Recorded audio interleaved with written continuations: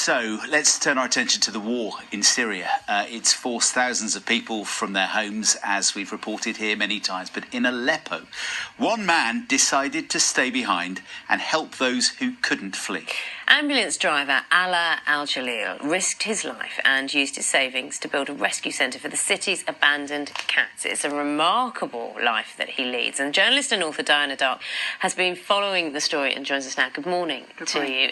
Diana, you've actually written a book in collaboration with this remarkable man, but you've never met him. I know. I've had to be him, and yet I've never met him. It was such a difficult ask, actually, at the beginning, that I thought, ooh, do I really want to take this on? But I consulted a few Syrian friends, and they said, oh, go for it, you know, because it's such a good story to get out there. He's made such an impact, hasn't he, there and on social media as well. That's right. No, he's a well-known figure within Syria and across the world now. You know, he's because of what he's done, which he was doing for years before anybody noticed him. He's just carried on doing the same thing that he did right from the start. But now everybody's started calling him the Catman of Aleppo and of course, wants to follow his stories. Tell us about the Catman of Aleppo, then. Give us a pen portrait of a thumbprint of what he's like, where he's come from. Well, he's a very funny guy. That's one thing that really hits you. I mean, he's always laughing, always got jokes.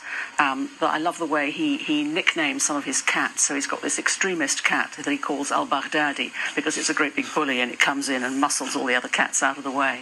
And then he's got the cat, you've got a picture of him there, actually, Sukhoi, because he jumps like a Russian jet. Which one? This one behind me here in the corner? That's right. That one's called sort of Sukhoi gymnastic cat. Yeah, Sukhoi 25 after the Russian jets. He had a 26 as well, 26, didn't he? Exactly. I'm not going to ask you to recognise every single cat we're showing at the moment. We're showing some pictures here. But how many has he got?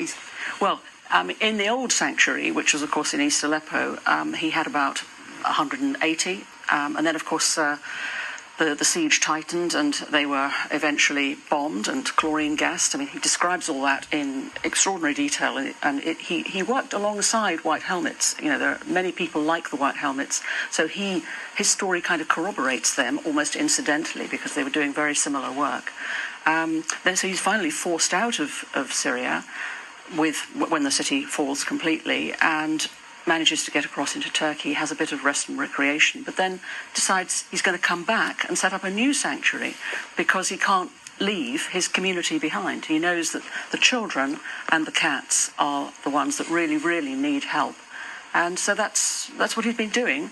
We reopened the sanctuary in early 2017. So he's been at it now for 2 years and has got huge ambitions for what he's going to do in the future. He has a message as well, doesn't he, about what the war has done? Because this book, you know, it straddles kind of what is actually happening on the ground, plus his rather remarkable story and how he's used the gift of sanctuary, really, to show the humanity. I mean, at one point in there, he says, the war has tarnished our reputation and our name. Yes. He feels rather let down by the world. Absolutely. Or the international community. Syrians feel that they have been abandoned, but he expects nothing from any government or from any organisation. He's doing the work. He's a bit like a one-man NGO. He actually says, I'm doing the work that no government and no international charity can do.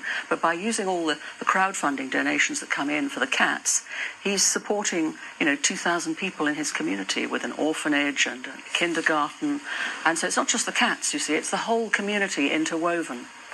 It's an amazing way to get into that whole bigger geopolitical story, isn't it? Just the story of that one man and what he's doing. Because he does give you a big picture. And he talks about the war and about religion and the way society's changed. A lot of very interesting crossovers there. It's a remarkable story, Diana. Thank you very much. The book is called The Last Sanctuary in Aleppo. That is it from us today. I think it's Roger and Louise. I think, isn't it, tomorrow?